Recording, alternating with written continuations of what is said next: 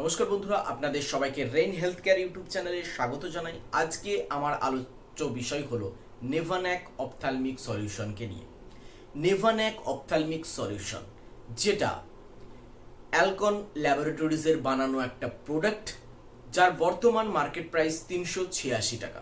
যদি এর কম্পোজিশনের কথায় আসি, এতে থাকে নেপাফন্যাক 0.1% ওয়েট ভলিউমে থাকে। এবার আসি, এই যে নেপাফিন্যাক থাকছে, এটার কাজ কি? প্রথমেই আসি, ক্যাটারেক্ট সার্জারির পরে চোখে যে সুয়েলিং, রেডনেস এবং চোখে যে পেইন থাকে সেইটা কমানোর জন্য ব্যবহার করা হয়।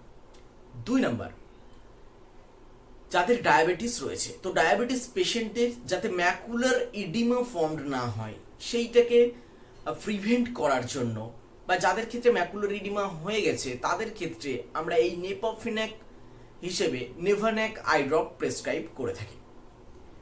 দেন চোখে কোনো কারণে কোনো আঘাত লেগেছে, দিয়ে ইনফ্লামেশন হয়ে গেছে, বা চোখে একটা ইনফ্লামেশন হয়েছে, সেটাকে ঠিক করার জন্য নেভান্যাক আই ড্রপ প্রেসক্রাইব করা হয়।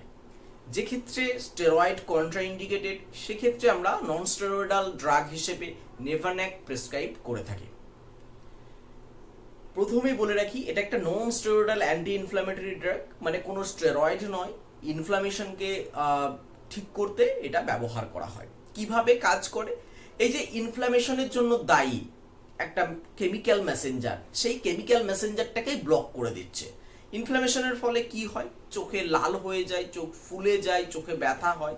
তো এই যে ইনফ্লামেশন, এই ইনফ্লামেশনকে ব্লক করার জন্যই এই নেভান্যাক কাজ করে। এর মধ্যে যে নেপাফিন্যাক রয়েছে, সেই নেপাফিন্যাকটা ওই কেমিক্যাল মেসেঞ্জারটাকে ব্লক করে দিচ্ছে। তার ফলে পেইন, ইনফ্লামেশন, মানে সুয়েলিং এবং রেডনেস, এটা বন্ধ হয়ে যাচ্ছে।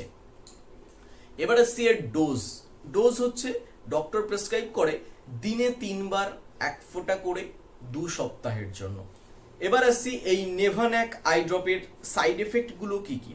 সাইড এফেক্টের মধ্যে itching, discomfort, redness, blurring of vision, এগুলো হতে পারে।